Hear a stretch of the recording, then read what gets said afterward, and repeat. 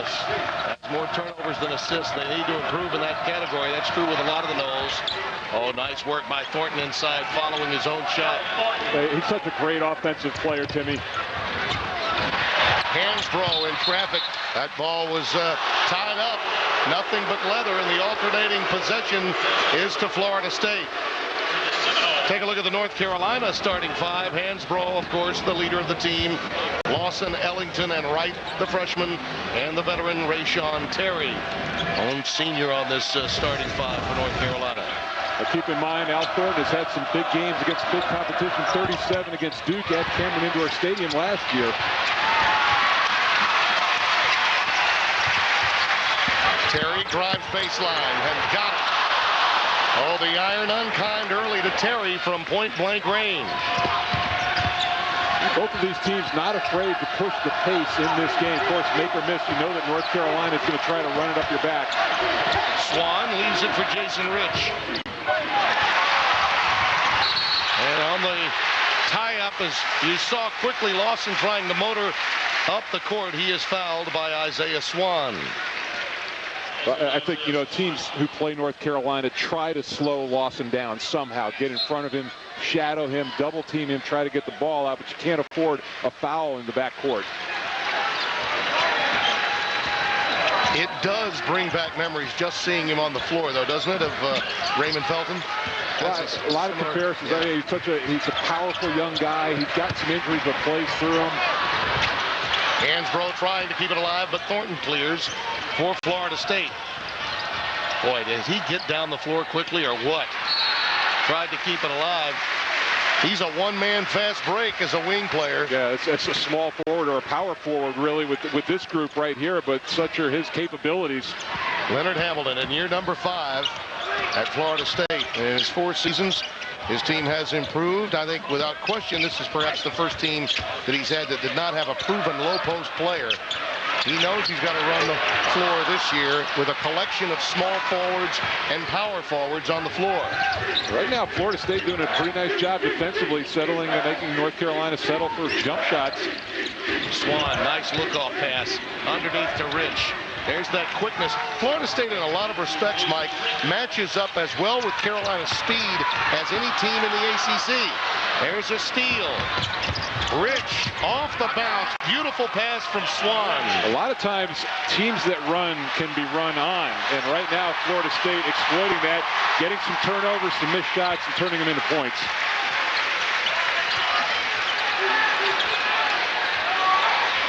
Ellington. Too strong. See, again, more jump shots. I think they have to explore the paint area first against Florida State and then work outside.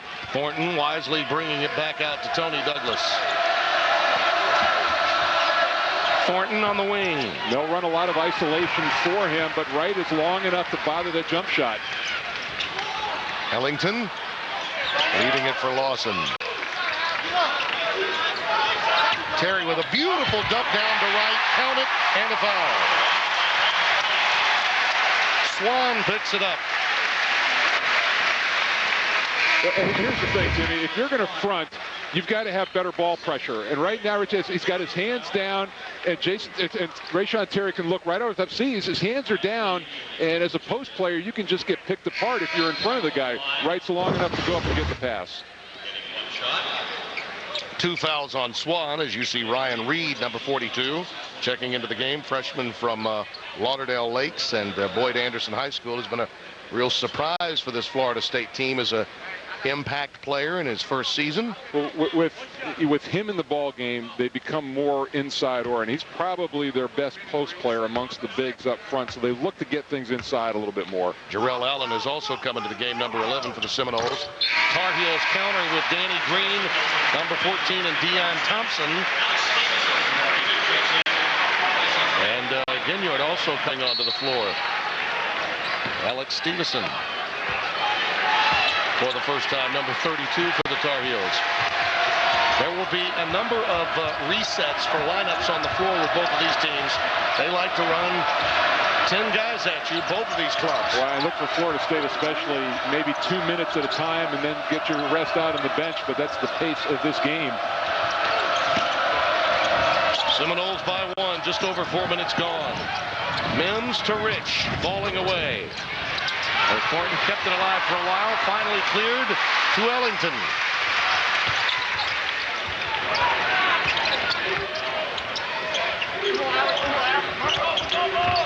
Lawson working pick and roll. How about this?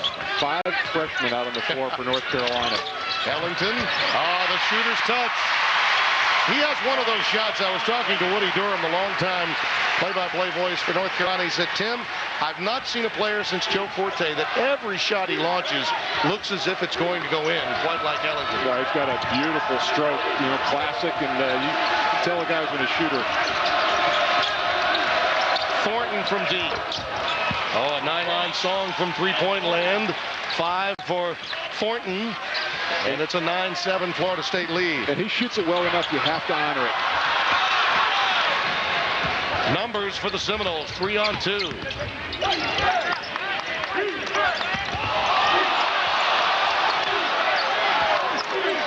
Mims along with Reed. Along with Jarrell Allen on the other wing. Thornton giving it up this time. Poor shot that time by Mims. Launched it in a hurry.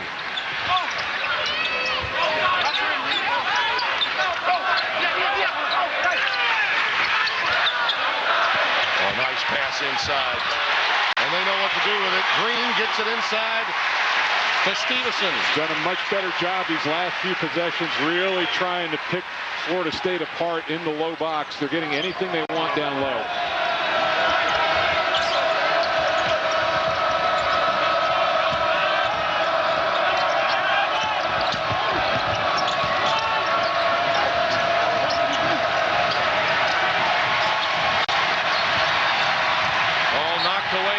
Deflected off Mims. North Carolina will have it when we come back. But the Seminoles off to a quality start in the opening moments of the game, utilizing the fast break here in Chapel Hill as the Tar Heels shoot for #1 in college basketball tonight. North Carolina and Florida State tied at 9. Tim Brando, Mike Jaminski, Dwayne Ballin.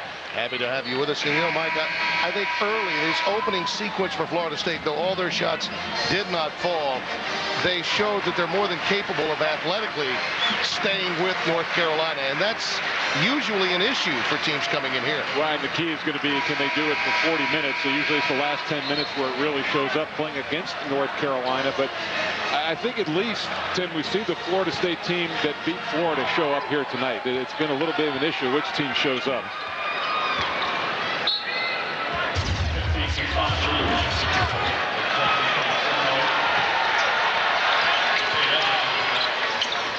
We would like to welcome those of you who are just joining us. After that huge victory for Stanford, the weekend of upsets continues in college basketball as they beat Virginia. Lawrence Hill with the near buzzer beater to win the game for Cardinal against the Cavaliers in a non-conference matchup, and there's a foul underneath. And now it's not just upset, but in the ACC, bad weekend for the home team. Yeah.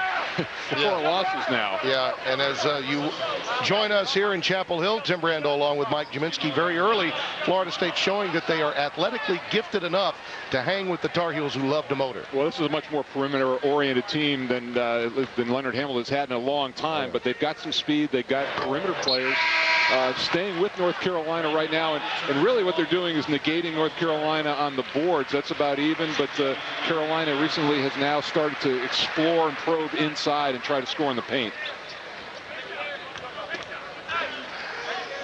Marcus Ginyard at the free throw line for the Tar Heels, though, already with Frazier and Ginyard coming into the game.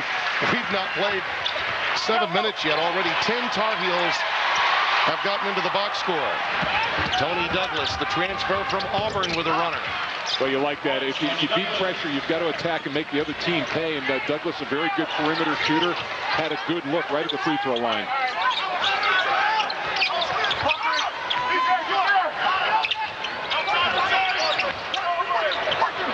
Frazier, Ginyard, Rayshawn Terry, Hansbrough, and Ginyard all on the floor. And there again, another putback on the opposite side. Ginyard puts it in. Normally you don't like your point guard on the offensive glass, but Ginyard gets a layup, and really they've had very few easy opportunities in this game. Mims, oh, nice work that time to not commit basket interference by Kassan Breeden. He was in position to get a goaltending call and laid off atop the rim. The alley-oop does not fall. Boy, it was a beautiful pass to Brandon Wright, but he was unable to convert. Mims is just relentless as they go right at it. Uche Echefu, and Mims were both attacking, and the foul goes against Echefu. Here's the look, and you'll see at Florida State, they've got the ability to put the ball on the floor. And then here's the look inside. This kind of circle behind the back screen from up top, and Brandon Wright almost makes a spectacular play with his right hand. Well defended by Jarrell Allen. Made it a little tougher on him. Frazier on the inline. That's turnover. And again, Douglas with pretty good defense that time, forcing him out of play. Third turnover committed by North Carolina. They trail by 1, not quite 8 minutes gone.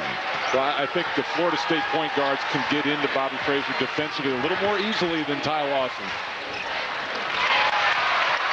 Well, speaking of Virginia having lost to Stanford, as you see, yet another turnover by the Tar Heels. Next up for them, North Carolina on Wednesday of this week in the ACC, so it won't get any easier for Dave Lato's club. Roy Williams' team looking for #1 tonight. North Carolina down by 1, but we often talk about interchangeable parts, G-Man, and in this case for Roy Williams, it would be ingredients, right? Well, when they see you on camera, they know you appreciate a good meal. And here's Roy Williams, the executive chef. He's got a little spice and zip with Ty Lawson, Brandon Wright, some flavor up front. Wayne Ellington smooths it all out with his stroke. Tyler Hansbrough is the main ingredient, of course, and at the end, Ginyard and Green for a little defense, and then you've got Rayshawn Terry as the sous chef underneath. And they hope this recipe that the last meal to him is in Atlanta for the national championship. By the way, that's the second time you've dogged me tonight. We're out to a rousing start, aren't we? I'm about 50 behind you for a career.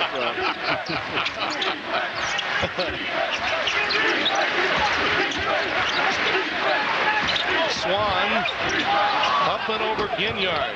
Not there. Boy, outstanding work by Echefu on the offensive glass, battling with Hansbrough, and Tyler reels that one in. Well, those are the ones you really have to convert against North Carolina if you get that second opportunity. Hansbrough right down the lane. And conversely, those are the ones you have to try to avoid giving up to Hansbrough, especially the dunk against this crowd ignited. Offensive foul, and that's a tough one against Echefu. That's his second foul. Well, here's the look. This is the secondary break, the trailer, and the seas just parted for Tyler Hansbrough to get right to the rim. He somehow got to get in front of him. Be brave enough to take a charge because there really aren't any shot blockers for Florida State. Not quite 9 minutes gone, and this is not uncommon, obviously, because you're on the road. This is a very athletic team. 5 team fouls against Florida State, 0 for North Carolina. 9 minutes gone by. We've had 8 lead changes and 2 ties in this game. Nice shot by Terry. Good pass on the interior to Hansbrough. All of that. Magnificent entry, and then Brandon Wright delivers the goods to Tyler Hansbrough. Well, it's been nice to watch those two grow and see their chemistry develop. Interior passing, beautiful look around by Brandon Wright. Here comes the pressure. Knocked away by Wright, and the crowd really responds to the defensive intensity. Well, here's the look. I mean, Wright knows that he's going to get double teamed here, so the vision to drop it down on the deck, and good hands by Hansbrough picks it up. You know, a lot of times in those close quarters, you wouldn't want to make that pass, would you? But you know with Hansbrough, he can handle it. Well, and the bounce pass is the thing to do. It's a much softer pass to catch inside. If you tried it directly, there are too many hands in the way. You know the double team is coming here. A reach-in foul. Lawson and Terry were over there. Foul does go against Rayshawn Terry, first of the game for North Carolina. Well, they've got to watch it here again. And Florida State spent a good 15 minutes at shoot-around today working against that trap out front. Here it comes again.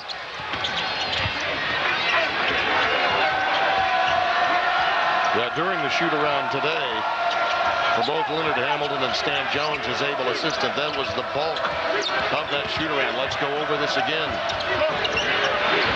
Not there for Rich. Thornton trying to run it down. Lawson recovers for Carolina. A pull-up. Pulled down by Ryan Reed. Tony Douglas, outstanding scorer that's making the conversion to point guard. And it's been frustrating at times for him. But that's the position he wanted to play. That's why he left Auburn. They wanted him to be a two-guard there, but he wanted to play point. He's going to get his opportunity. Swan, a fall away. Isaiah Swan, junior from Germantown, Maryland, out of Hargrave Military Academy. And a steal by Rich. Out of bounds, last touched by Jason. With 9:22 remaining, Ginyard and Rayshawn Terry take a seat as Ellington comes back onto the floor along with Dion Thompson for North Carolina.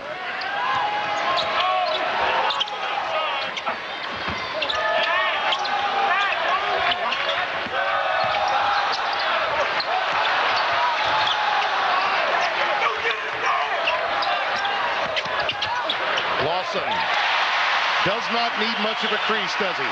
No, he's got a great accelerator, a great first step, and as I said again, no shot blocker in there. So if you can get past that perimeter defense, you can get a layup. His first bucket. Swan trying to respond. Quick outlet. The freshman going at it the right way. And how about that? Wasn't a point guard in sight, Tim. You got your two guard and a power forward running the break and running it perfectly. Brandon Wright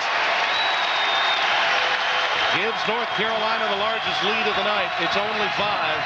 Florida State very competitive so far.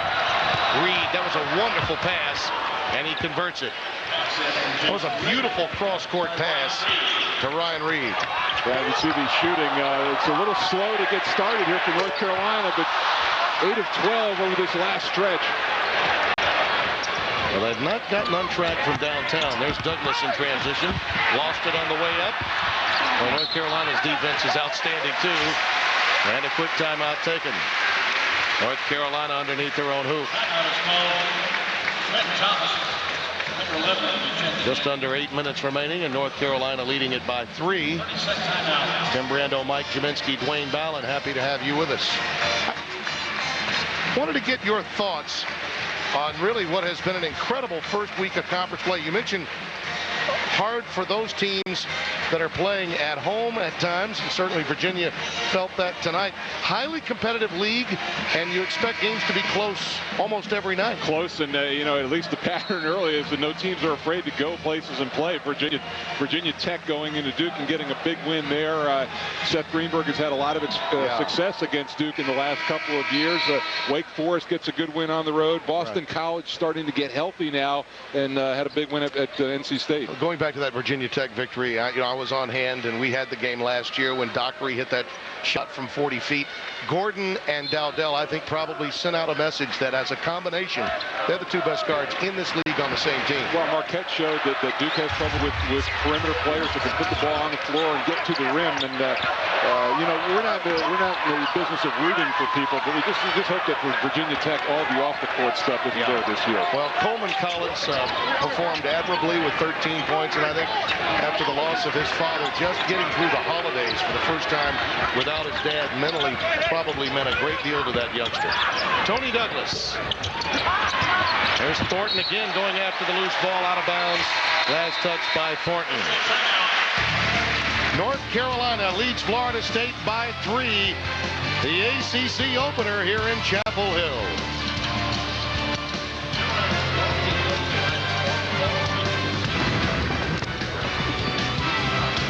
North Carolina leads by 3. The third member of our broadcast team, Dwayne Ballin. Dwayne?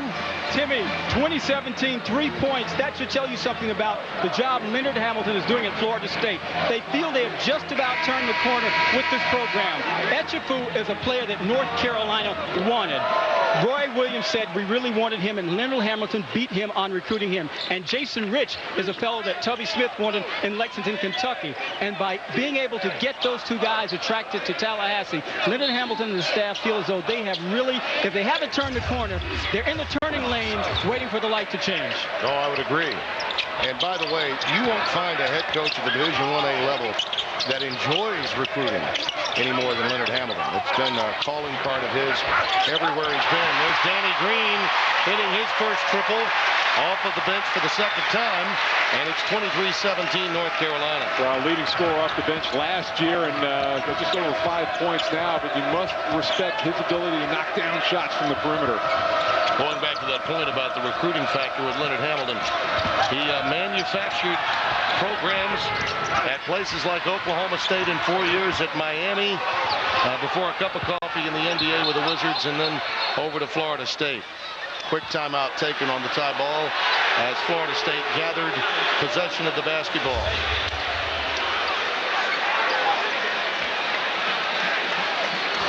Talking about this program, and Leonard Hamilton did lose a post presence. I think he felt that Alexander Johnson probably should have stayed for his senior year, would have improved his stock. But when you lose a player of that caliber inside, you have to change your flow, what you're trying to do offensively. You just have to be who you are and look at your players and coach them. And, you look at they were much more perimeter-oriented team. But, it hasn't been the start of seasons under Leonard Hamilton's regime that's been an issue. He's been well over 500. Many would say that he's had an easy schedule. They upped their schedule this year. Still a winning record. They were 9-7 in conference last year. 20 wins, but not good enough to get into the tournament. They've got to win some quality, I think, road games. And they've already got a great win against Florida. They had 2 losses on the road to Wisconsin and Pitt, but their scheduling has definitely improved. Let me say this to you. If you're Leonard Hamilton, you got the message from the tournament selection committee. A loss at Pitt and a loss in Madison is worth more than a home win against Florida A&M or Alabama State. Oh, absolutely. And nothing, not to disrespect those programs, but that's just the fact. And I think, playing those two teams allowed them to beat Florida because it showed them what they needed to do to win games against the top 10. Swan not there. Pulled down by Hansbrough. And they've really kept the ball out of Al Thornton's hands in these last 8 minutes or so. He has not had many touches. That ball was deflected by Rich. Put back. Opportunity by Green. Hansbrough's got it. You know this one's going to be a throwdown, and he's fouled. Those hands from Tyler Hansbrough in the end usually went out in scrums. Well, you look at that sequence, and you think it's the Carolina volleyball team out there, and this is just what they do. They keep the ball alive. If you can't get it in, get it up on the rim. 1, 2, 3 touches. Hansbrough goes down low and digs it out, and nobody is as good at getting to the free throw line as Tyler Hansbrough. Ryan Reed picked up the foul. By the way, Hansbrough, it's interesting to point out, not playing as many minutes, G-Man, as he did a year ago because he doesn't need to. He's got a lot of help on the wing. But his production is at or around where he was at this time a year ago. So he's producing the same amount offensively with less playing time. Right. Off the pass from Quentin Thomas. Well, all these guys know that they can play at a much higher pace because they've got the depth and they're going to be shuttled in and out, but you can be just as effective in a short period of time. Offensive foul against Thornton. That's a frustration play right there. Al Thornton has not been a part of the offense. He tried to put his head down and create something that wasn't there. See right here, he's got to notice somebody's going to come over and pull up, and Wes Miller is just fearless inside the defender, giving up his body like that. And Thornton's got to recognize that pull up with a little 10-foot J. Little Wes Miller went from walk-on to starter.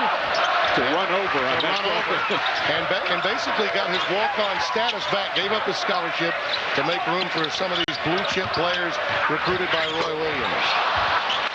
Green comes up empty, rebound to Thornton. Ralph Mims on the floor along with Ryan Reed, Jason Rich, and Isaiah Swan, the 5 on the deck for Florida State. And on the next dead ball, Kassan Breeden will come onto the floor. Rich on a blow-by against Green, and as Quentin Thomas came over to give offside help, he commits the block. Well, this is the thing with Jason Rich. First 7 games to me, he only took 4 free throw attempts, but in his last 8, much more aggressive. 32 attempts, putting the ball on the deck, getting to the rim, and getting some easy points. Last Florida State basket came at the 8:19 mark. This one at the free throw line, obviously, for Rich. Tomorrow, it's the game college football fans have been waiting for. Quick week in the Gators take on Heisman winner Troy Smith and the Buckeyes. The first ever Tostitos BCS National Championship game. Our coverage begins tomorrow, 7:30 Eastern, 4:30 Pacific, in high definition only on Fox. Troy Smith trying to break that Heisman jinx. I tell you, with each passing day, advantage Florida. And the reason for that, they haven't played a game since November 18th. There's a 2-week differential in the time they last played. The SEC title game for Florida and Ohio State, Michigan for the Buckeyes. Think about that before that game is played. Thomas leaves it beautiful to right. There's going to be a foul. Count the basket. Well done.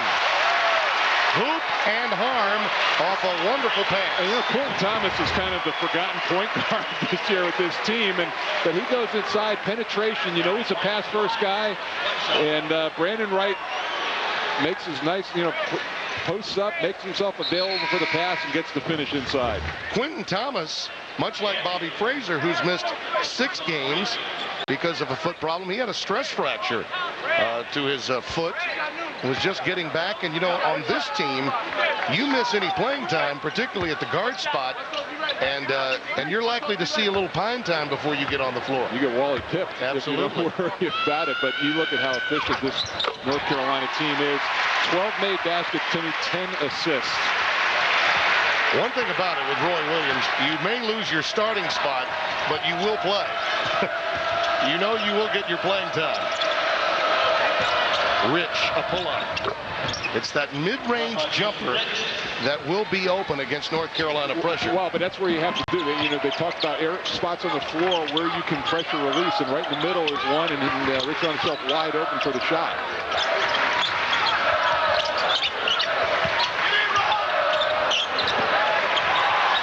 Miller. He literally won the game in Tallahassee a year ago. You remember he had a career high 18, 15 and a half. In the second half, he was automatic in Tallahassee in that very close game. Foul committed by Thomas. And Tim, he's really been pressing this year, not shooting well. He's trying to come in and hit the home run. He's under 30% in all of his percentages, but he just gets plenty of time to knock this one down. Catches it in rhythm, and all it takes is that one shot to get a guy's third off. Nice dump out from Tyler Hansbrough. Alex Stevenson has come back onto the floor, along with Deion Thompson, 32 and 21 for North Carolina, and a nice round of applause for Quentin Thomas and Tyler Hansbrough as they take a seat for North Carolina. Rich left open on the wing.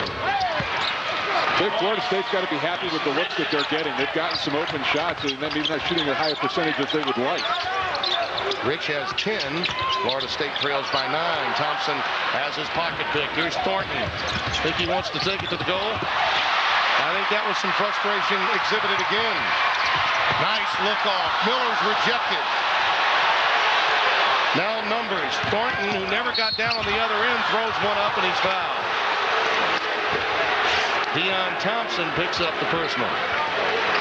Al Thornton is almost close to out of control, just trying to force things up. Unfortunately for him, he got the blocking call that time and will get a couple of free throws. But some wild shots in this last sequence. I think what you mentioned earlier, they had taken him out of the game, North Carolina, defensively, and that frustration really showed in that last sequence. ACC Sunday Night Hoops is presented by Pizza Hut, home of the pan pizza, where you can fill up on tons of toppings and our delicious crust. Want more taste? Get America's favorite pan pizza. Beautiful Chapel Hill, North Carolina, ACC Sunday Night Hoops. Dwayne Ballin, Mike Jaminski, along with yours truly, Tim Brando.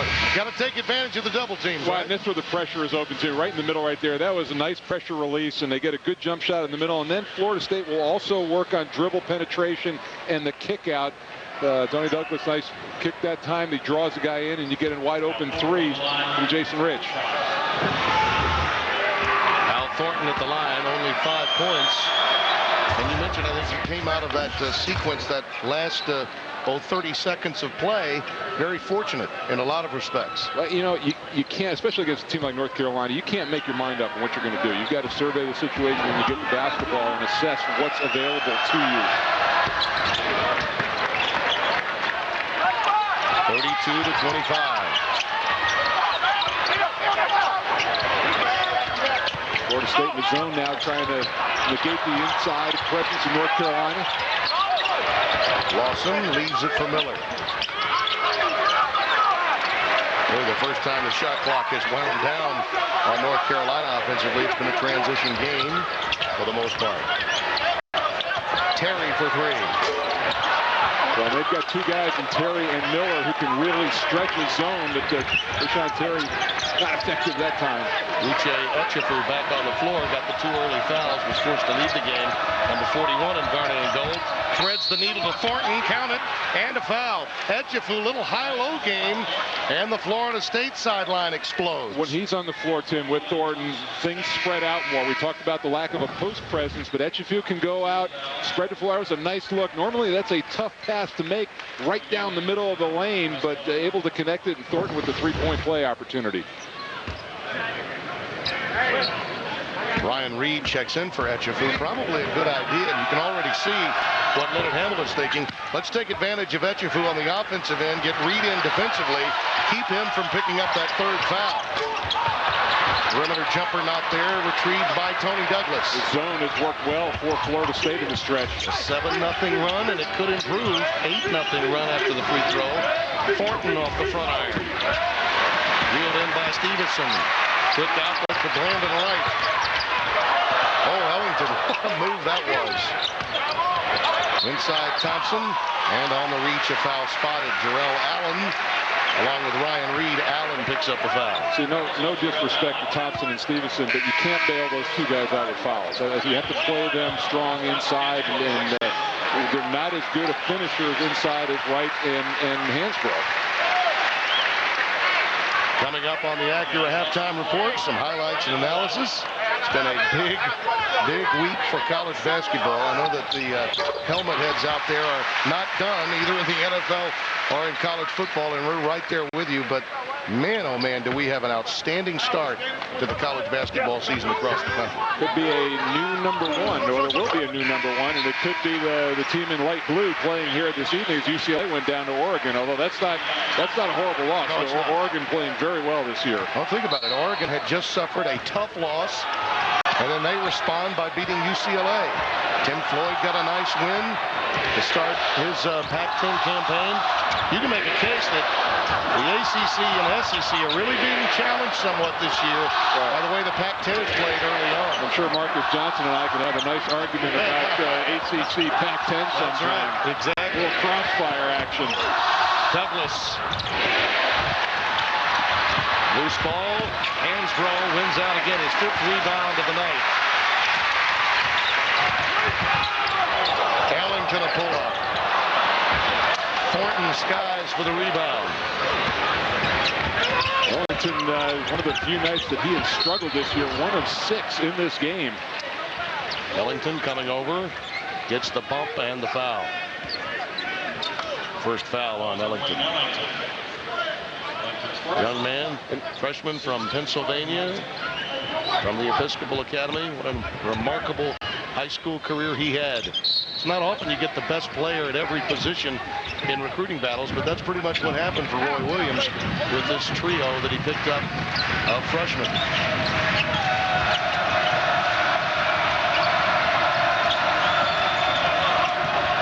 Allen off the pick from Thornton. Ellington the long rebound, has Wright with him. Secondary break, Terry.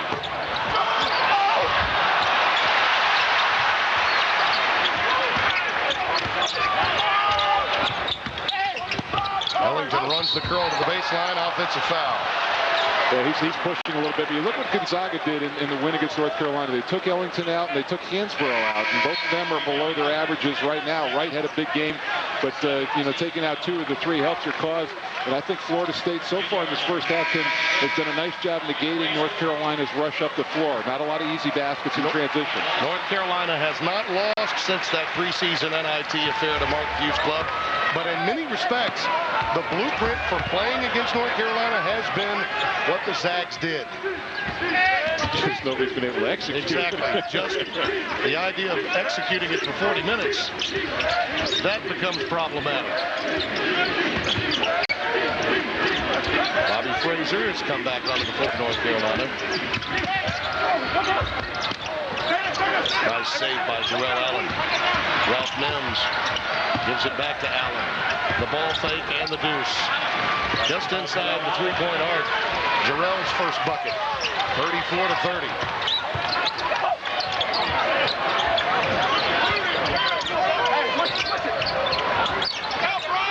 Hansborough on the wing.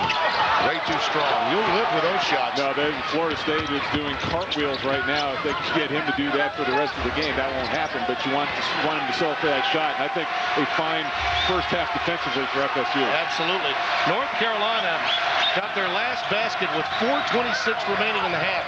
And the way you close a half and start a half is always important to a coaching staff. Fraser with the pick of Allen all the way. Count the basket. Gary Maxwell has the goals in.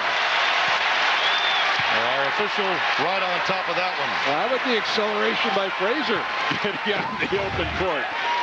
This is a bad play by Mims trying to break too much down off the dribble. Carolina's too good defensively for you to attempt that. Thornton almost makes the spectacular save. Not a bad burst for Fraser, given the fact that he's had a bad wheel. North Carolina by 6. Thornton will take the last shot. Would not have counted had it gone. And we're at the intermission. Florida State ends, though, on a nice roll for Leonard Hamilton. I think if you're Florida State, you're happy with where you are right now. His club really came out engaged in this game early, and 6-point game on the road, not bad. Stanford with a surprise win on the road in the ACC at Virginia in Game 1. Now North Carolina by 6. Let's go over to Dwayne Ballin. Dwayne? Coach Williams, you're up by 6 at the half, but Florida State has made it a very engaging first 20 minutes. Well, they're as athletic as any team we're going to play, and they were more aggressive than we were. Took some quick shots, didn't make many shots, and all of a sudden bad shots leads to runouts for them. Are there adjustments you will make in the second half to get the shots that you want, especially in transition? Well, we better, because if we don't, it's going to be a long night for us. We've got to get better shots, got to be more patient, and then make some of them. Okay, Coach, thank you. Tim? All right, Dwayne. At halftime, North Carolina by 6 as they shoot for number 1 in college basketball tonight. Back with halftime activities in just a moment.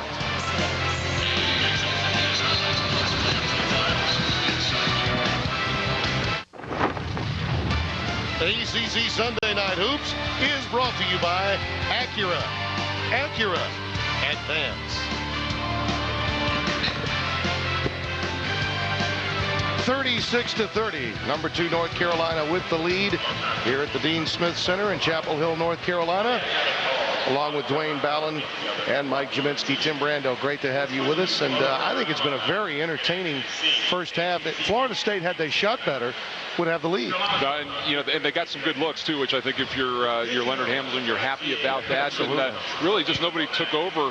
Brandon Wright, the only double-figure scorer in the game, but everybody else kind of kept in check by their defense. Yeah, I got to tell you, as we look at the first half highlights, I think you're going to see this game has been beat, but they've not always been able to convert. Now they've done some decent board work, although Florida State's done a nice job on the defensive glass. Lawson able to break them down, get inside, get to the front of the rim. Hansborough's been kind of quiet, but he'll always get a dunk now and then. And the good look ahead here. This was a very well-run break. And Wright finishing the game, we talked about, he's got 12 points. And then Wes Miller, the ability to stretch defenses, knocks down a 3 for them late in the second half. As you look at the Acura halftime stats, I think the job North Carolina has done on the glass has been the difference maker. It's really the reason they've got the lead. Yeah, and finally, I wouldn't be surprised to see them try to get inside a little bit more. The advantage in the points in the paint, but there were times that I felt like they settled for the jump shot in that first half. There you see, though, even though they've struggled some offensively, particularly Ellington, 10 different Tar Heels have scored. Business as usual in that regard where the box score is concerned for Roy Williams. Back with more of the Acura halftime report. Yeah, and he thinks that look works. 36-30 at halftime. Moments ago, our Dwayne Ballin chatted with Leonard Hamilton, head coach of Florida State. Coach Hamilton, you were able to limit them in what they wanted to do. You're only down by 6, so you feel pretty good, relatively speaking. Obviously, it's a 20 more minutes we got to play. We got to find a way to be a little more consistent and with our offensive attack. We need to try to get to the free throw line a little bit more. They're being very physical as well. We're not taking it at them strong enough. But overall, we're very fortunate to be where we are. Now we got to come back and play a lot better this half. Thanks, Coach. All right. I think he's right, G-Man, don't you? Well, I think the big thing for them limiting their turnovers has been such a big indicator. Only 6 in the first half, which is excellent against this North Carolina defense. Brandon Wright with the first deuce of the second half. 14 in the game for the freshman from Nashville's Brentwood Academy. Well, consider this. Wright Hansbrough the first half, 7 of 12. Terry Ellington Lawson, 2 of 13. That's right. I think the big should be taking the shots here early in the second half. North Carolina's biggest lead was 12. An 8-0 Florida State run got them to within 4 just prior to halftime when Frazier got that run out and the goaltending call for the last official basket of the half. Ellington, Hansbrough on the offensive glass, lost it on the way up. It was last touched by Etchefu and will belong to North Carolina. Roy Williams got to 500 quicker than any other Division I basketball coach. Did it in 19 seasons as a head coach. Right in traffic, Etchefu clears it. Got into early foul difficulty, did Uche Etchefu, but they'll need him to be eligible most of this half. Douglas taking it to the rack with authority, and Lawson got him. You know, it's funny with regard to Ellington and all these freshmen, it's the season of firsts, and this is their first ACC contest. That's right. And there's a different intensity in the building, there's a different intensity out in the game, and then you just have to go through it to see what it feels like. And clearly, I think it's affected his shot somewhat, but Brandon Wright has been solid inside.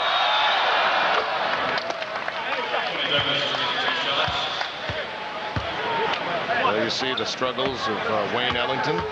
I saw at halftime Woody Durham, and he mentioned to me, what I told you about Wayne Ellington's shot. It was the old play-by-play broadcaster.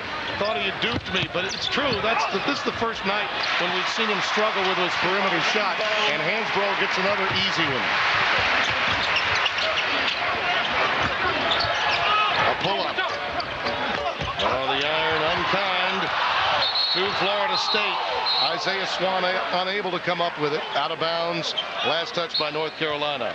Let's go over to Dwayne Ballin. He's got more on Ellington. Tim, early in the preseason when practices were underway, the man whose jersey number 33 hangs in the rafters in the back, Charlie Scott of this building, a great player here at Carolina. I ran into him. He told me, I have just seen the greatest scorer that Carolina may very well ever have had in uniform. And it took me back, and he was talking about Ellington. I went through the other players, and he was steadfast. He could become the greatest scorer we've ever had at Carolina. That's what Charlie Scott said to me. That's a pretty good source. That's a very good source. I don't know. I'm going to have to go through those jerseys up top here. I might be able to come up with a few that are pretty good. Yeah, indeed. Hansbrough, there they are. Well, listen, we haven't even seen number 23 yet.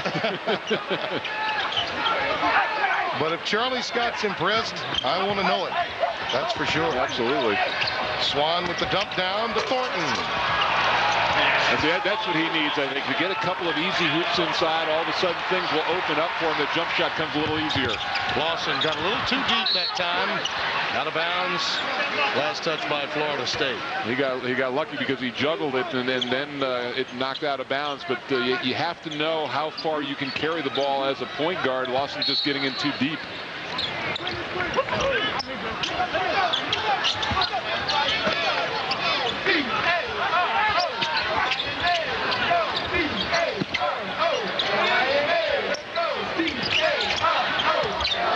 Lawson got Douglas airborne. There's Hansbrough again. Really just finds a way to the ball. Yes, and a foul. Yeah, I think the smartest thing to do, Timmy, with him is just try to wrap him up down on the floor. You don't try to block it or strip it, because it inevitably turns into a 3-point play. This is a rebound Florida State should have gotten. It went right over Etchefou, and it's might as well it's as good as Wes Miller out behind the arc. It's a 3-point play. Hassan Breeden got the foul, his third. Or check that, Al Thornton, I beg your pardon, his second.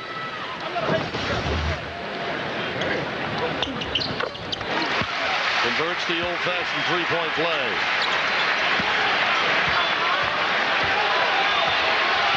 There you see the offensive board work. It has been a difference maker, Mike. Well, consider, too, that with 12 points, you're converting on 6 of those 8 offensive rebounds, which is outstanding production.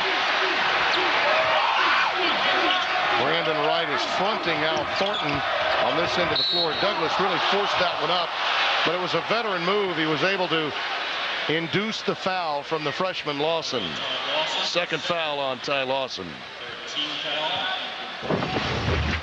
Here's a look, and they've worked on that. That cross-court pass is going to find a lot of open jump shots for this team. You want to try to stretch, again, the defense, make that recovery time a lot longer. It's a longer run out to a jump shooter. Thursday, Pac-10 basketball returns to FSN. 16th ranked Oregon. Ernie Kent's team hot off that win against UCLA, against upset-minded Arizona State. And, of course, that's Herm Sendek's new location. Coverage begins at 10:30 Eastern, 7:30 Pacific. Herb, of course, longtime coach at North Carolina State, making his way to the desert. Hansbrough, 360. Oh, baby, was that a move.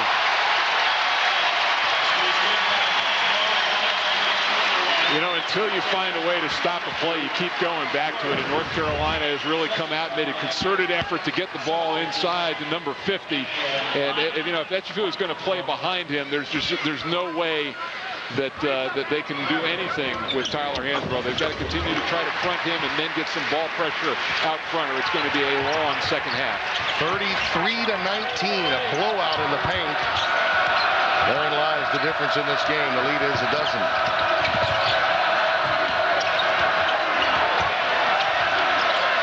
Florida State responded to a run when they were down by a dozen in the first half.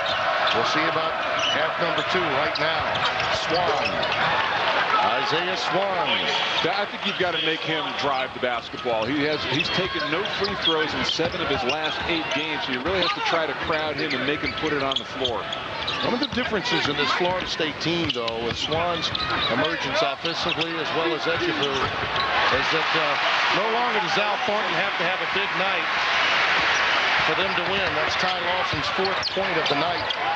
Swan again. A little quick with that shot. Hansbrough clears. 8 rebounds for him. Right. Hansbrough trying to keep it alive. Thornton clears for FSU. Timeout, Seminoles. So the Tar Heels open the second half with a quick break and have taken that 6-point lead and doubled it up. They lead by a dozen. Welcome back to Chapel Hill, where North Carolina leads Florida State 48-36. This Florida State Seminole team is a very interesting team this year. They really do not have a true low-post player. Alexander Johnson, as Tim and Mike mentioned, left for the NBA. So the coaches told me earlier today during the shoot-around, look, it's not that we like to hit perimeter shots. We must hit perimeter shots in every game to win. This is not a luxury for them, guys. They have to do it. So there are going to be times when they beat a Florida and they lose to a Wisconsin.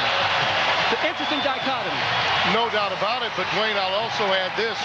You're taking those perimeter shots under duress with pressure from North Carolina defensively in this matchup, and that has something to do with the problem in missing them. Well, teams are going to guard them differently, too. They're going to pressure out on the perimeter. When they don't have a true post player, you can stay at home. But against Florida, Tim, they shot 54%, 42% from 3. Now, you do that, you're going to win a lot of ball games. And the shot's just not falling down here. And then I make that point because you can really stay at home, and that's why we talk about a balanced attack, which North Carolina has. They've got Brandon Wright, Tyler Hansbrough in the low post. You have to pay attention to them. Their perimeter players play off of them. A I'll say this for Tony Douglas. He has tried to distribute the ball a bit better tonight. He's not been looking for quick shots. Ball was last touched by Thornton, and it belongs to North Carolina. Well, I think he's almost caught in between right now, Tim. He's a scoring guard. Was his freshman year at Auburn. Wants to play the point, and you get conflicted. You know, he had a bad game against Clemson, a lot of turnovers, only 1 assist. He's struggling here tonight from the field, only 1 assist in this game. Doesn't have the turnovers, but really not creating opportunities for his teammates. By the way, we should mention Oliver Purnell's team. They're the hottest story in college basketball. 16-0, the only unbeaten Division I-A team left. I don't believe there's any question that we anticipate at some point their winning streak to come to an end in a conference as well balanced as this one. But what a job they've done. That was a tough victory that they got against Georgia Tech yesterday. James Mays, late layup, but could they be the Wake Forest of ACC basketball this year? Danny Green drains it. Another triple for him. He has 2. In fact, Florida State as a team with only 2 3-pointers in 6 attempts. Danny Green has 2 for North Carolina alone. Lead up to 15. There's that athletic move by Thornton baseline. But that's the shot. He didn't try to carry it all the way to the rim and get a charge. He pulled up at about 5 feet and had a nice look.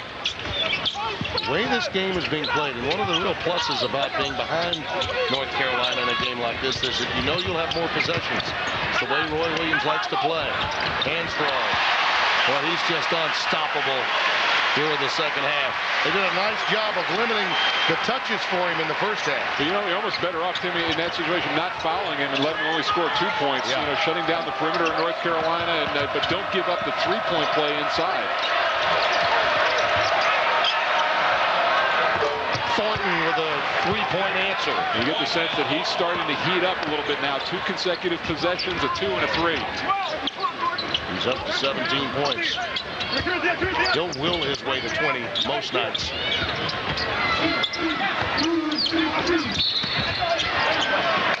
Thornton down along the baseline, may have been tagged with that foul with a push. That's number 3. The man the trainers call Psycho T is getting it done in the paint for North Carolina. And Thornton will need more of this if the Seminoles are to hang around. Tim Brando, Mike Jaminski, Dwayne Ballin, happy to have you with us. ACC Sunday Night Hoops. Well, we mentioned Clemson being really the #1 story in college hoops. James Mays going the distance. Very difficult to defend with a 1-point lead late in the game. You don't want to foul. Oliver Purnell's team goes end to end. But how about your power forward doing that? Reminiscent of the game of a couple years ago, Sherrod Ford gets a dunk at the buzzer to get the win. But, you know, terrific win. And there's just, you could see the confidence in this building. And how about that? Atop the ACC, Clemson 2-0, undefeated at 16-0. North Carolina, of course, 13-1. You see that big win for Virginia Tech. Seth Greenberg's club that we talked about earlier at Cameron Indoor yesterday. How about this? James Mays 27-0 in 2.5 years. He was academically ineligible. That's right. Half, but he was 11. That team was 11-0 when he left. It just shows you how important he is to that ball club. The James Mays elixir. He absolutely can get it all right if you get him back on the floor. Congratulations to Oliver Purnell and the Clemson Tigers. They've come out clawing this season.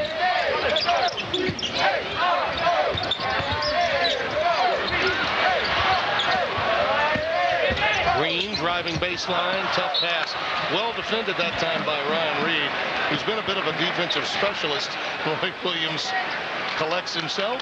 His team up by 12 with over 14 minutes to play. You have to go into the air as a shooter, not as a passer. And Green really had nobody and no outlet to bail him out on that play. He was isolated on the left side.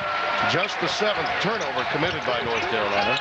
If you looked at Roy, what was that picture? It looked like the 17th. Yeah. Reed working on Hansbrough. Used his body nicely. Unable to convert. Frazier is on the deck, along with Marcus Ginyard, Hansbrough, Danny Green, and Deion Thompson, number 21, in the blue heavens, blue and white. Ginyard finds the room. Hansbrough! You have to face guard him. If it's your job to check him out, you've got to face guard him and keep him off the offensive glass. You can't give him a free run. The lead back to 14.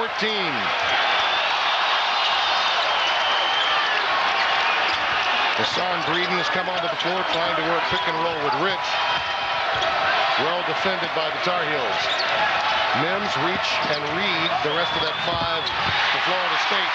Hansbrough becoming an eraser on one end and filling it up on the other.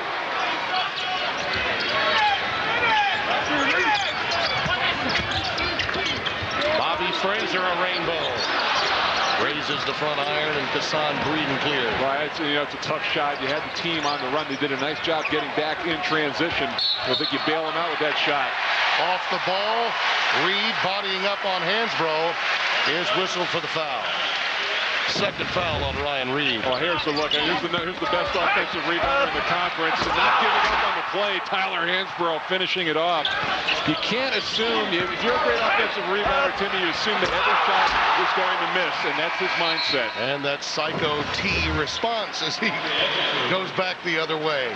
There is an edge, and we talked about this in his game a year ago, and he's gotten even stronger in his upper body this season, but it's that edge that I think is a difference for him. Well, I look in his eyes and I see a linebacker, a football player. I mean, that's the mentality that he brings out on the basketball court. He is just so physical.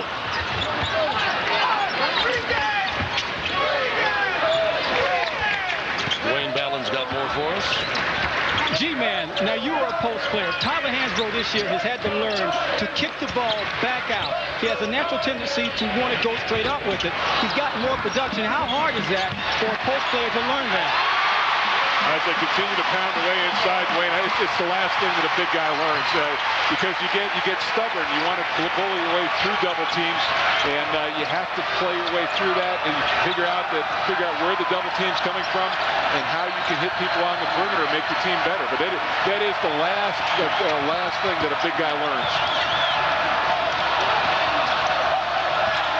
Etchefu. Green the rebound.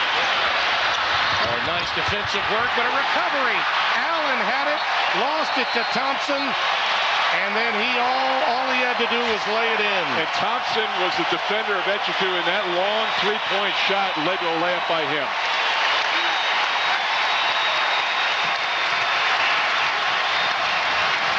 Really a tough break for Jarrell Allen because he defended it well. He just could not get possession of the ball. Yeah, here's the long look ahead. That's a great job by Danny Green to survey what was out there. We talked about how the bigs can run, and Deion Thompson shows that he's got a little speed as well. Freshman from Torrance, California, Deion Thompson, and the Dean Dome explodes. See the problem scoring in the second half. Only 12 shots launched by Florida State. Well, you look at Tyler Hansbrough. We thought he was a little, just out of sorts in the first half, but he has come alive in the second half. 12 points, 5 of 5 from the floor. Of course, shots like that help your shooting percentage, and 6 rebounds. And all of a sudden, we thought he was going to have a quiet night. He's got a double-double, 17 and 11.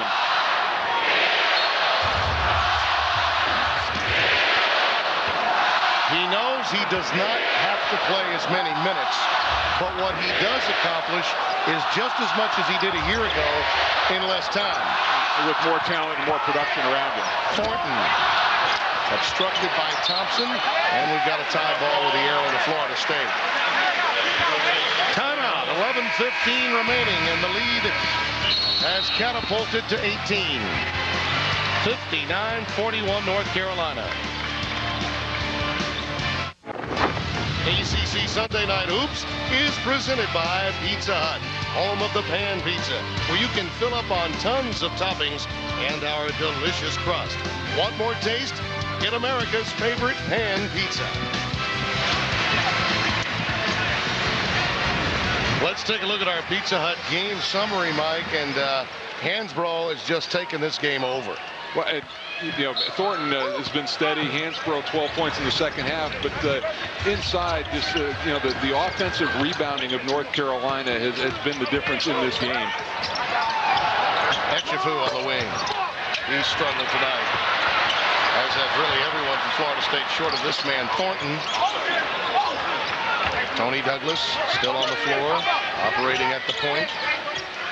Ralph Mims, joined by Etchefu, Jarrell Allen, Thornton. The rest of the players on the floor from Florida State. Thornton over Wright. But how about this? They're letting Brandon Wright play him man-man. No double team coming. They're just going to let him D up. There's the alley-oop. Thornton wisely hanging for it. Did not try the thunderous jam as Ralph Mims delivered the pass. That ball was kicked by North Carolina. I think we may have an overrule here. It does belong to Florida State. Nice piece of officiating there. Off the steal right here, Timmy, you see the defense really had no chance to get back. So Al Thornton, the beneficiary of a very opportunistic pass and a good look inside. Mike Eads coming over and had a better view of that ball being deflected out of bounds. Ted Valentine relented, and Florida State has control.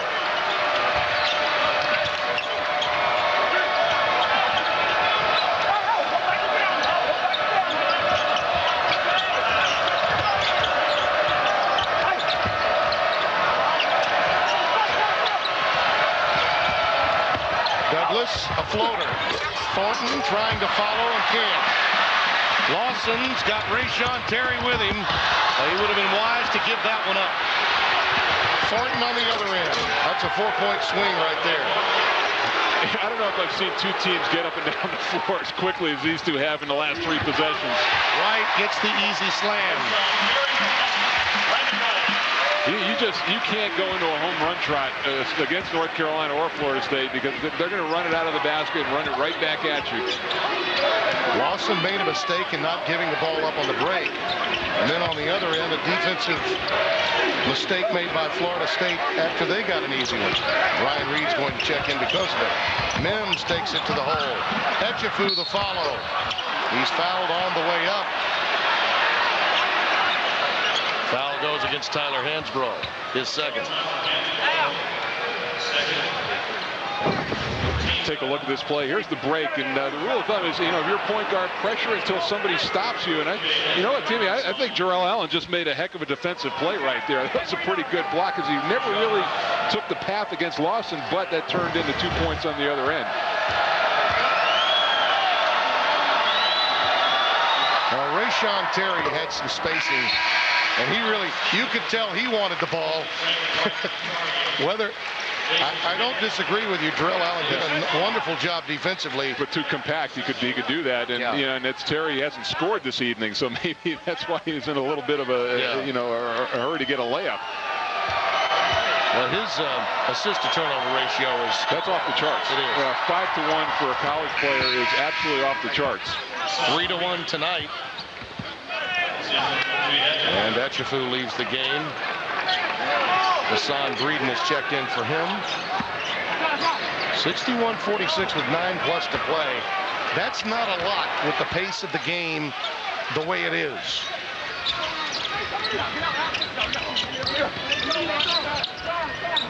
Three consecutive baskets for the Seminoles, and they're right back in the game. Terry touch pass to Hansbrough. Jump hook. Terry trying to follow. Stevenson underneath. Boy, the offensive boards, they just own them. They get it again. Courtesy Ellington.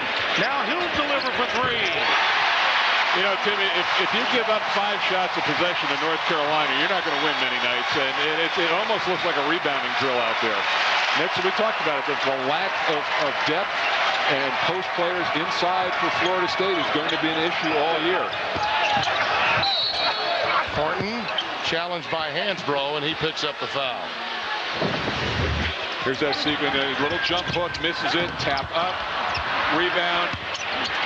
Tap up. Rebound. Back out. You know, good passing between the guards out front. Ellington gets the best look he's had all night, and they kill you. And it's just very disheartening for a team to play against.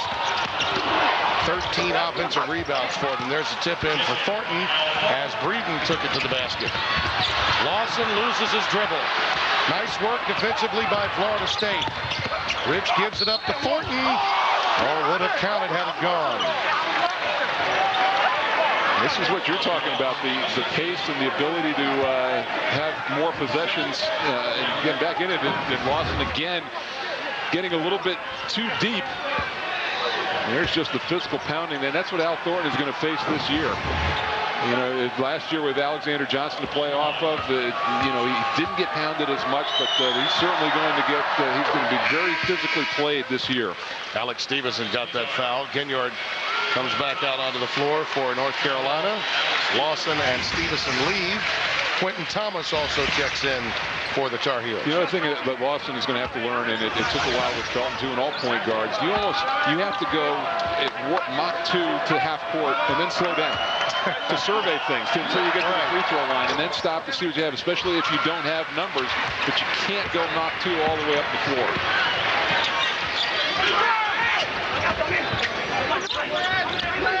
The pedal to the metal, and then sometimes control your chaos. You gotta gear down a little bit. Go from fifth down to third gear, because your third is faster than most people's fifth. Ginyard. Beautiful entry pass again. Terry made it. Well, see, at 6'8", Terry can see over a lot of people who are playing him, so he can make that play. You talk about the senior not scoring points, but doing other things to help you win. Swan, a little too much mustard on that hot dog. A very poor pass. You're going to get possessions. You better value them. A very unfortunate turnover that time by the Seminoles. North Carolina rolling its way to number 1, provided they hold on in the last 7:36.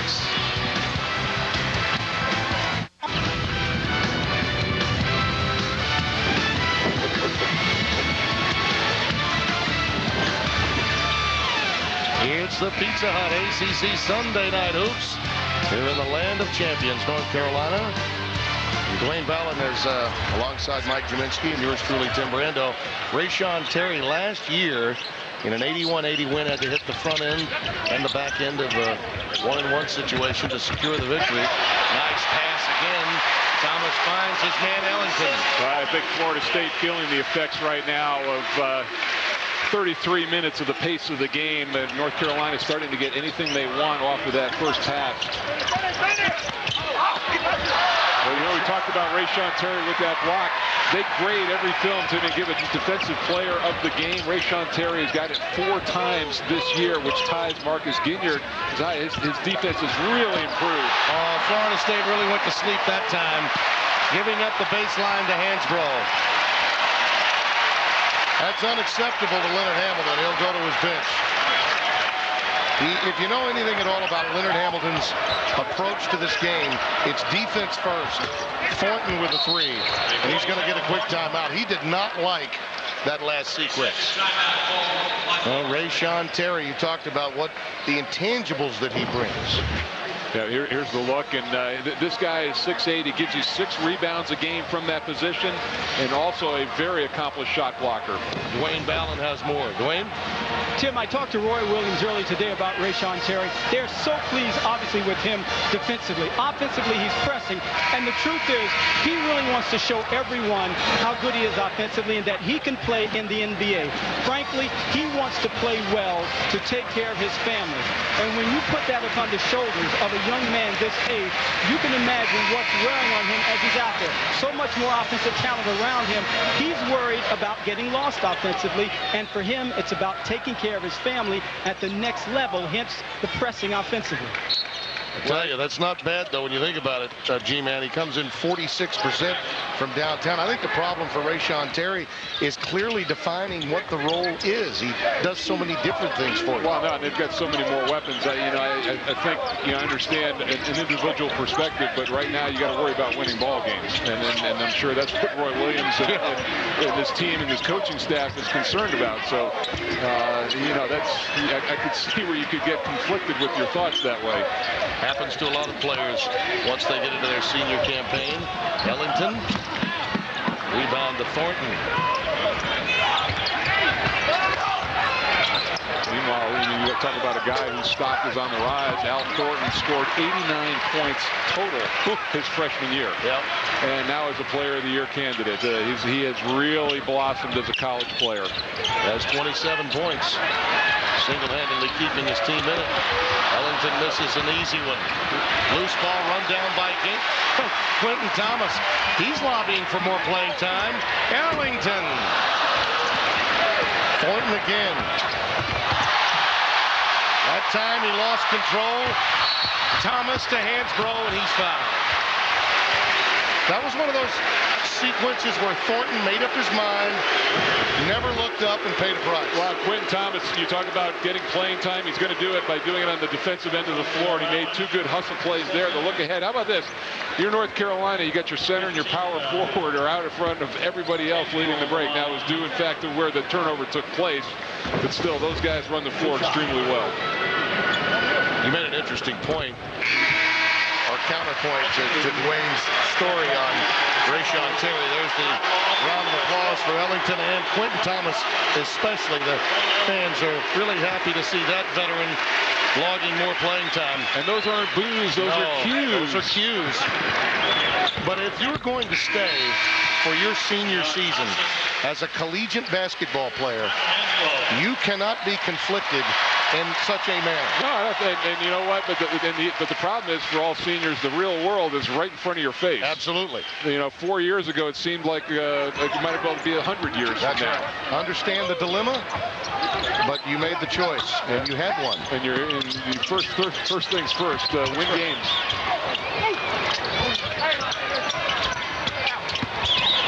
Swan, wave it off. Lawson got him with a reach. You know, from personal experience, Tim, I had a much better season my junior year than I did my senior year. It's just there's so many different pressures that are brought to bear. Roy Williams told us that he's never had in all of his years of coaching, and think about the great players Roy Williams has coached, either as an assistant coach to Dean Smith, later at Kansas as a head basketball coach, and now here. Never once has a former player come to Roy Williams and said, boy, you know, I really had a lot more fun playing at the next level than I did in college. Well, you know, believe me, I would have loved to have gone back for 4 and still feel that way. That's right. This is the last time that you got that nice big safety net underneath you. All of a sudden that gets ripped away and you're up on the high wire. Swan now has 6. The lead is 18 with just over 5 to play. Lawson on the floor, along with Brandon Wright, Deion Thompson, Marcus Ginyard, and Les Miller.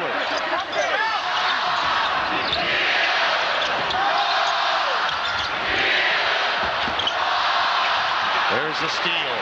Nice job by Tony Douglas out with the Thornton. Yeah, you know, nobody. The problem with Florida State is that they haven't found a counterpoint to Al Thornton. Nobody has stepped up. There's only one other double-figure scorer for them. It's Jason Rich. Well, Douglas hasn't had his usual game, but that can happen against the Tar Heels. Guards are coming here for the first time.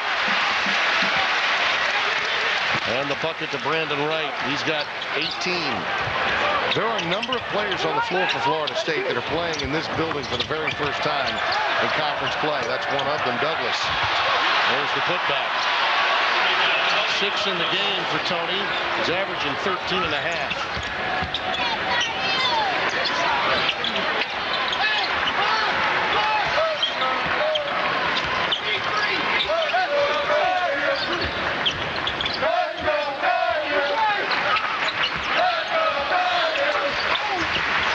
Miller. Right, another offensive rebound. It's a war of attrition against this team, against North Carolina. And Florida State wore down about 6 minutes ago. Timeout, Seminoles, 3:28 remaining.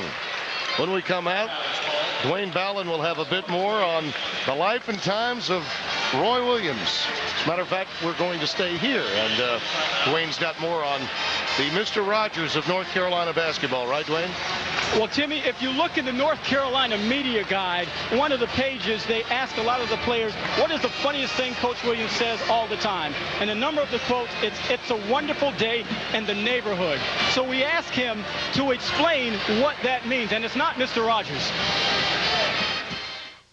To me, you know, that's the attitude that I want to have. And, you know, you're playing college basketball.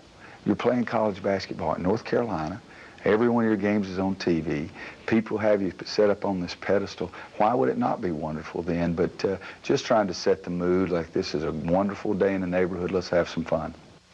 Now, Roy Williams' perspective, people have to remember, he came to North Carolina many years ago and was a very little-used player, and he's from the state. So for him, wearing that uniform and playing at this school meant a lot. So he can understand why anyone wouldn't just think it's the greatest thing in the world to wear that blue and play in this building, guys. And Timmy, tomorrow when the managers come out and roll the basketballs out of the sacks, out onto the floor, they'll be the #1 team in the nation. That's right. And by the way, that quote by Roy Williams tells you all you need to know if you happen to be Rayshawn Terry or any other senior that has those individual conflicts when life is staring them in their face. Yep. And it becomes more immediate the older you get. I do realize that.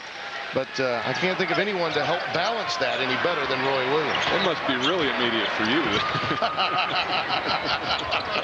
Asked me by a long time ago. Etchefu on the wing. Long rebound taken down by Genuit. Hansbrough. You ever seen anyone that enjoys the contact when getting ready to launch a shot any more than Hansbrough? It's like he's seeking out a shoulder to connect with before he launches. Timeout.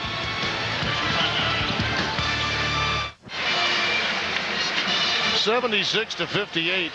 North Carolina taking control, and the power game's been the difference. Brandon Wright and Tyler Hansbrough have been terrific. Wright very efficient inside, the nice little lay-in there, and Hansbrough brings this effort. You see the two of them working on that play with the nice pass down low, and then Hansbrough with that monster follow. Timmy, how about this? They're combined 17 of 25 from the floor, both of them over 20 points for the night. In the second half alone for Tyler, 17 points, pending this free throw, it could be 18. 6 of 7 from the floor, 8 rebounds. And Green will re-enter the game, taking over for Wayne Ellington. Marcus Ginyard has played well, as has Quentin Thomas tonight. So a lot of guys that have been shallow on playing time getting into the box score tonight. Well, and I think that at halftime, certainly Roy Williams and his staff talked to his team about getting the ball into the paint. That's where their advantage was, and they really came out and showcased Wright and Hansbrough.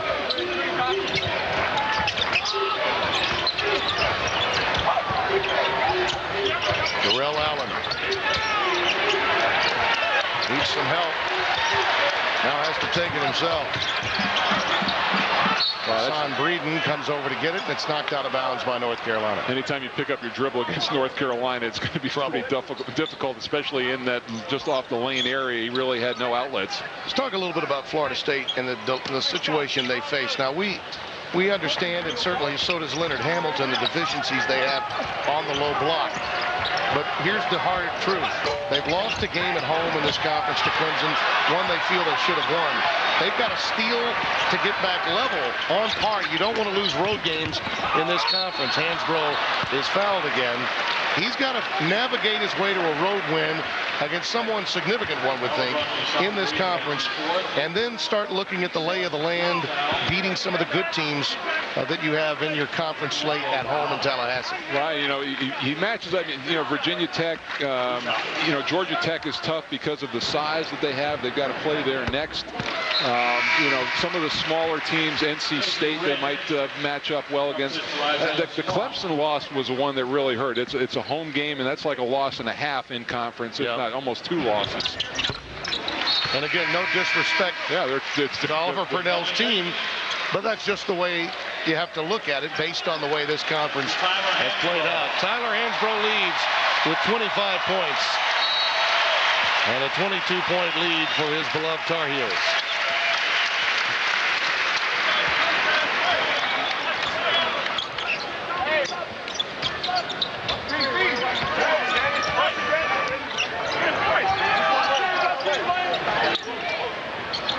I'll tell you another team I think Florida State does match up pretty well against, and it certainly was true a year ago, Mike, and that's Duke. And this is a very athletic team, but you've got to make shots. I think we found out tonight, if they're not hitting perimeter jumpers, they're very vulnerable. Green. Oh, and a tip in. They will credit Danny Green with that tip. 82-58. You know, it's amazing. And there's, Roy Williams, he almost can't by definition let his feet off the accelerator, foot off the accelerator. There's just so much talent on this team. Hassan Breeden. Now there's almost a seemingly invisible lid on the cylinder for Florida State. Out of bounds. It belongs to North Carolina. Well, they'll empty the bench now. Rayshon Terry will take a seat to a standing ovation.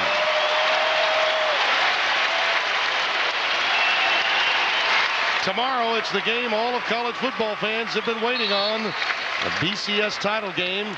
Troy Smith and the Buckeyes against Chris Leak and the Florida Gators. Coverage begins 7:30 Eastern, 4:30 Pacific at high definition, only on Fox. Well, we have a moment, a dear friend of ours and an alum of this package. Bucket made by Surrey Wood, one of the walk-ons. Our friend Charles Davis, who's in the booth with Tom Brenneman, who also once did ACC Sunday Night Hoops, and Barry Alvarez. We wish them the best. And he almost had to do it with Marcel Marceau. Yes, he did. Some serious surgery in his throat, but all is well. Charles is back chirping again. Yes, he is. Green for three.